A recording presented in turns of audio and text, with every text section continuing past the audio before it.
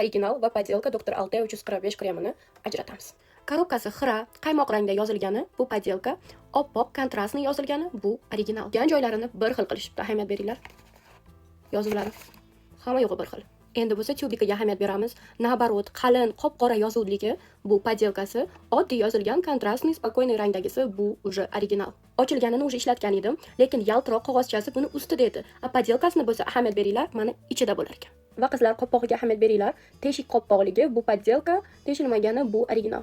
Chap qo'limda podelka, bu sariroq, prям kremoviy rang ekan. O'ng qo'limdagi bo'lsa, вот ranglari ozgina farq qilyapti. Va orqadagi yozuviga ahamiyat beringlar. Podelkada katta-katta yozilgan, originalda kichikroq, akkuratniroq yozilgan. Tekstura bir xil почти. To'g'risi, podelkasini o'zimdan zakaz qilganimda farqi juda katta bo'ladi deb o'yladim, lekin unaqa katta emas. Faqatgina ishlab berishida, rezultatda farqi bo'ladi albatta.